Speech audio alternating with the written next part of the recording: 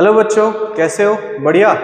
चलो, आज हम एक नया टॉपिक लाए हैं, that is mechanism of breathing from the chapter breathing and exchange of gases. ये एनसीईआरटी का ह्यूमन फिजियोलॉजी का सबसे पहला चैप्टर है, क्योंकि इससे पहले तो डाइजेशन था, वो हटा दिया गया। तो इस मैकेनिज्म ऑफ ब्रीदिंग में हम लोग ये जानेंगे कि कैसे गैसेस का एक्सचेंज होता है। तो सबसे पहले तुम्हें जानना होगा कि हम थोड़ा केमिस्ट्री और फिजिक्स वाला जो पोर्शन है, जो बॉयल्स लॉ है, बॉयल्स लॉ में पढ़ा था। करेक्ट। बॉयल्स लॉ क्या बोलता है? P is inversely proportional to V। अब अचानक से मैं ये क्यों पढ़ा रहा हूँ, है ना? ये पढ़ाने का एक ही रीजन है कि जब ब्रीदिंग की बात आती है तब हमें ये फॉर्मूला समझ में आना चाहिए। हमें ये पता है कि अगर प्रेशर इंक्रीज होगा तो वॉल्यूम डिक्रीज होने वाला है, या फिर वॉल्यूम इंक्रीज होगा तो प्रेशर डिक्रीज होगा। यही होता है क्या? बॉयल्स लॉ यही बोलता है। करेक्ट। चलो हम आगे बढ़ते हैं। सबसे पहले कि फेजेस क्या होते हैं अकॉर्डिंग टू एनसीईआरटी। जो पल्मोनरी वेंटिलेशन है, इसमें दो फेजेस होते हैं। अब यहाँ पे both of the phases is driven by a gradient pressure between the atmosphere and alveolar. मतलब यहाँ पे जो हम देखेंगे इंस्पायरेशन और एक्सपायरेशन, यहाँ पे pressure gradient one of the key factor है जो कि गैसेस एक्सचेंज में मदद करवा रहा है। नेक्स्ट आगे हम बढ़ते हैं। जैसे फर्स्ट आता है व्हाट इज ब्रीदिंग, है ना? बच्चों, ब्रीदिंग और वेंटिलेशन एक ही हम एक ही देखते हैं ना। इवन एनसीईआरटी में जब तुम सबसे पहला वो पोर्शन पढ़ोगे, जो सबसे पहला पैरा है, करेक्ट, वहां breathing commonly known as respiration बोला गया है। एनसीईआरटी ने ये लिखा है, अगर तुम ध्यान से देखोगे। बट बात यह है, ब्रीदिंग मतलब क्या होता है कि it's a physical process in which we drawn in the air. मतलब हम एयर अंदर ले रहे हैं और हम एयर बाहर छोड़ रहे हैं। ड्रॉन इन और आउट, करेक्ट, कि CO2 रिच एल्वियोलर एयर जो है बाहर जाता है, उसी को हम बोलते हैं कि breathing and ventilation. And what is respiration? Respiration तुम लोगों ने पढ़ा होगा कि वहां पे सेल्स के पास जाके it's a oxidative breakdown of nutrient. Here the nutrient is generally the glucose. Correct. Most of time हमें ये पता है कि द मेन रेस्पिरेटरी कंपाउंड और मॉलिक्यूल इज ग्लूकोज। करेक्ट। तो उसका टूटना और उससे क्या एटीपी निकलना। अब इसके बाद जो भी एटीपी के साथ साथ CO2 जो बनता है, वही CO2 को बाहर भेजने का काम आता है। तो हम लोगों ने यहाँ पे 5 पॉइंट आगे हम डिस्कस करेंगे कि वो 5 पॉइंट क्या, कि कैसे वो ट्रांसपोर्टेशन हो रहा है वो सब। बट हमारा जो आज का टॉपिक है that is completely the breathing and we can see the ventilation. Next, सबसे पहले हमें जानना है एनसीईआरटी में ये बात, जब तुम लोग पैरा पढ़ने जाओगे ना, कौन सा वाला, जहां पे मैकेनिज्म ऑफ ब्रीदिंग की स्टार्टिंग की गई है, वो मैकेनिज्म ऑफ ब्रीदिंग की स्टार्टिंग में जस्ट ऊपर वाला पैरा पढ़ना। वहां पे बोला गया है कि थोरासिक एयर टाइट चेंबर के बारे में बोला गया है।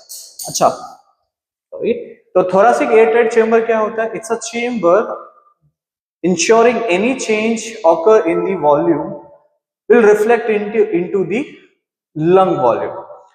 एनसीईआरटी ने बोला है कि जो लंग्स है, ठीक है, लंग्स तो अंदर है, उससे पहले क्या प्रेजेंट है, ये जो हमारा थोरैसिक चेंबर है, anything happen inside in the thoracic chamber, it will reflect into the your pulmonary chamber that is inside your lungs. ठीक। या अगर हम एक देखेंगे, here we can see the lungs. Lungs के चारों तरफ वी कैन सी इस पोर्शन में रिब्स है। रिब्स के पीछे वाले सेक्शन में यहाँ पे अपन लोग देखते हैं वर्टिब्रल कॉलम, एंड यहाँ सामने साइड में दैट इज स्टर्नम। फिर यहाँ से भी रिब्स है। तो कोई भी चेंजेस, जैसे हमने ये भी एनसीईआरटी का डायग्राम है, तो कोई भी चेंजेस इस कैविटी में इसमें देखने मिलेगा, मींस थोरासिक चेंबर में देखने मिलेगा, वो सारा का सारा रिफ्लेक्ट हुआ कहाँ पे? Pulmonary chamber that is inside the lungs. अच्छा, एक और बात याद रख लेना कि ह्यूमन लंग्स जो है वो हम लोग बोल सकते हैं देयर इज नॉट, वो एम्प्टी नहीं, it's a spongy one. Correct. वो सीलों की तरह नहीं कि बीच में कैविटी टाइप का स्ट्रक्चर है, वहां पे कोई ऐसा कैविटी नहीं है। वहां पे हम लोग बोलते हैं इट्स अ स्पॉन्जी वन। जो कैविटीज है वो हम बोल रहे हैं कि वहां स्पॉन्जी टिश्यू से बनी हुई है, छोटी छोटी छोटी छोटी, जैसे हम लोग पढ़ते हैं ना, bronchi, bronchioles, alveoli etcetera etcetera, वो सारे। ठीक। तो यहाँ ये बोला गया है, यहाँ पे कुछ एनाटॉमिकल बाउंड्रीज है कि हमारे जो डॉर्सल साइड है, डॉर्सल साइड मतलब ये पीछे वाला साइड, ये पीछे वाला साइड अपने को we can see the vertebral column. On the front side यहाँ पे we can see the sternum. On the lateral side ये पूरा का पूरा we can see what? Ribs on the lower side हम लोग को देखने मिलता है, दैट इज अ सेप्टम, जिसे हम बोलते हैं डायफ्राम, जो मसल से बना है। किससे बना है? रेडियल मसल से बना है। ये बात हमें याद रख लेना है ना, कि ये भाई सब बने हैं किससे? रेडियल मसल से। या आगे हम फिर से पढ़ेंगे।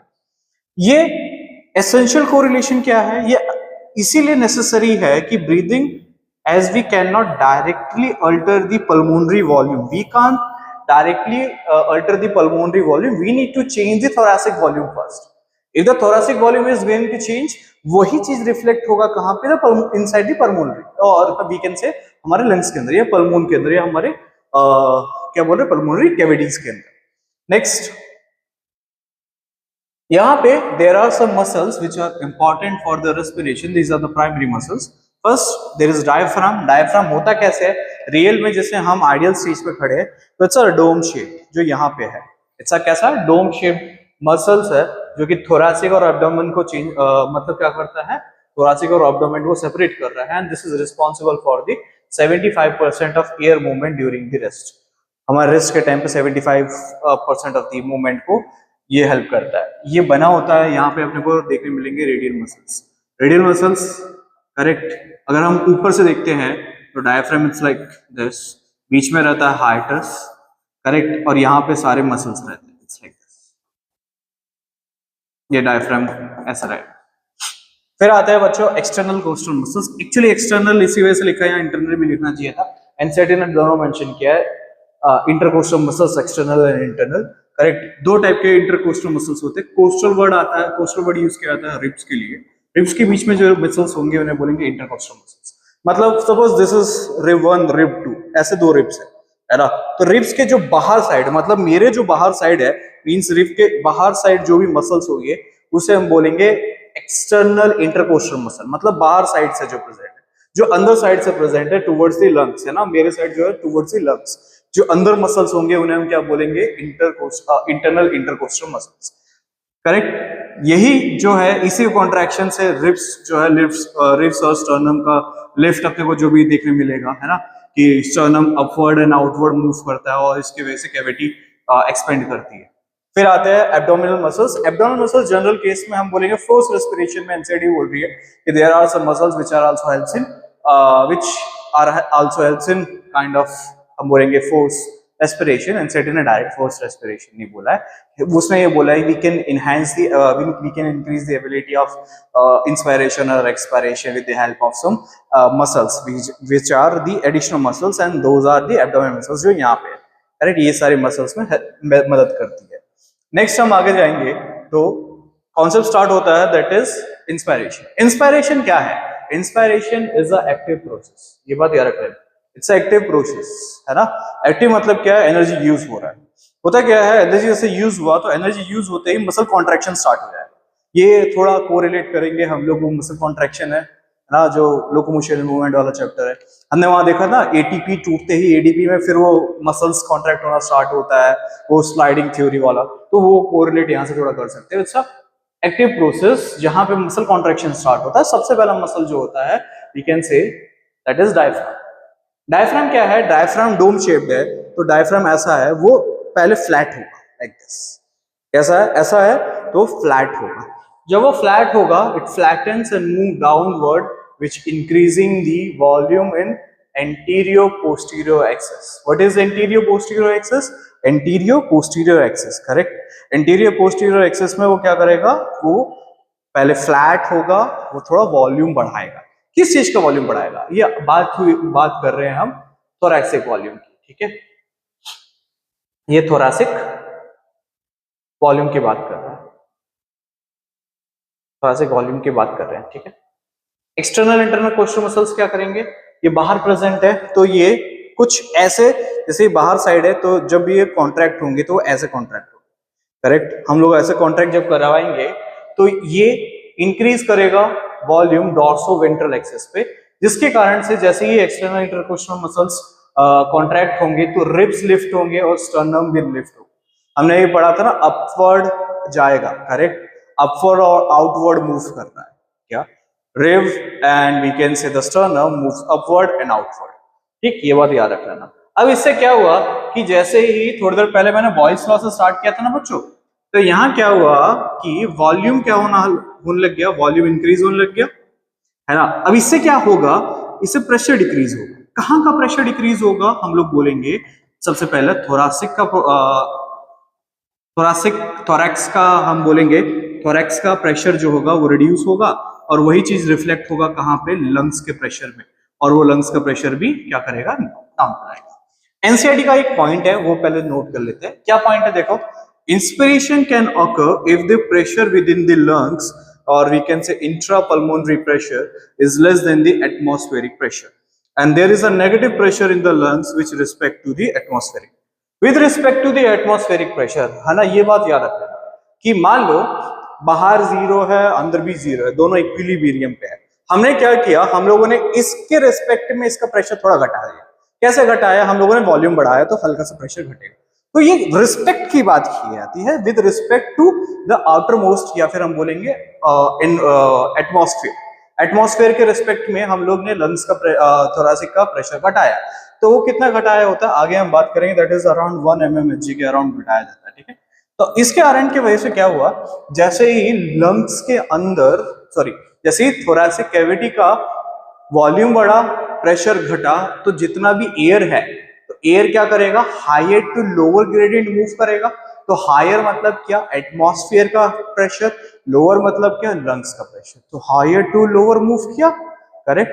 तो क्या है, लंग्स जैसे ही वॉल्यूम इंक्रीज हुआ, वॉल्यूम के इंक्रीज होने से प्रेशर डिक्रीज हुआ, higher to lower gas move करना स्टार्ट किया, मतलब एनवायरनमेंट से वो अंदर ड्रॉ होना स्टार्ट हो गया, correct. And that leads to inspiration, and that leads to your inspiration. समझे? चलो नेक्स्ट आते हैं, that is expiration. What is expiration? Expiration is a passive process. हमें ये पता है मसल कॉन्ट्रैक्ट होने के बाद रिलैक्स होगी भाई, वो थोड़ी ना जिंदगी सारा कॉन्ट्रैक्ट होकर रह जाएगी। तो अब जो वो रिलैक्स होगी वो अपने ओरिजिनल पोजीशन में आने का ट्राई करेगी। जैसे डायफ्राम और एक्सटर्नल इंटरकोस्टल मसल्स अपने ओरिजिनल पोजीशन पे आ रहे हैं। मतलब क्या है, डायफ्राम जो फ्लैटन हो चुका था वो ऐसे आएगा, इसका मतलब जो है वो डिक्रीज होना स्टार्ट होगा एंटीरियर पोस्टीरियर एक्सिस पे, करेक्ट। सेम बात आती है किसकी, रिब्स एंड स्टर्नम की। रिब्स एंड स्टर्नम जो आउटवर्ड अपवर्ड गए थे, मतलब आउटवर्ड एंड अपवर्ड गए थे, वो क्या करेंगे, बैक आना स्टार्ट होंगे अपने ओरिजिनल पोजीशन। अब इससे क्या होगा कि थोरैसिक वॉल्यूम जो है वो डिक्रीज होना स्टार्ट हो जाएगा। थोरैसिक वॉल्यूम जो है बच्चों क्या होगा, डिक्रीज होना स्टार्ट होगा, करेक्ट। वॉल्यूम डिक्रीज हुआ। अब जैसे ही वॉल्यूम डिक्रीज हुआ, इसका रिजल्ट क्या होगा कि प्रेशर जो है वो बढ़ना लगेगा।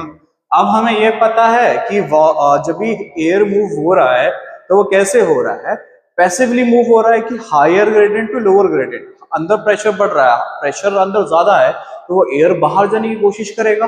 वो क्या हुआ, वो एयर बाहर भेजा गया, और उसी को हम लोग बोलते हैं क्या कि दैट इज एक्सपायरेशन। एयर बाहर चला गया, ठीक है, ओरिजिनल पोजीशन पे। जैसे हाँ, यहाँ पे एक फिगर है कि डायफ्राम नीचे मूव किया, डायफ्राम यहाँ पे नीचे मूव हो रहा है, रिब्स बाहर की तरफ और अपवर्ड मूव हो रही है, करेक्ट। यहाँ क्या हुआ, after certain period of time हम लोगों ने देखा कि डायफ्राम ऊपर चला गया, जिसके वजह से यहाँ पे प्रेशर, वॉल्यूम क्या है, वॉल्यूम डिक्रीज होगा, क्योंकि प्रेशर ऑलरेडी बढ़ चुका है, वॉल्यूम डिक्रीज हो रहा है, तो गैस क्या करेगा, गैस को अल्टीमेटली बाहर जाना पड़ेगा, और वो गैस क्या करेगी, बाहर मूव कर जाएगी। यहाँ एक बात लिखा है कि thoracic volume decreasing causing the interpulmonary pressure to raise slightly above the atmospheric pressure +1 mmHg, है ना। अब देखो मैंने क्या बोला था कि ये वाला है ना, अब यहाँ पे क्या हुआ कि जैसे एयर अंदर आना, पहले हमने नेगेटिव किया, एयर अंदर आया वो जीरो हुआ, जीरो से +1 हो गया respectively to the atmosphere. Atmosphere को हम कांस्टेंट मान के चले, 1 हो गया।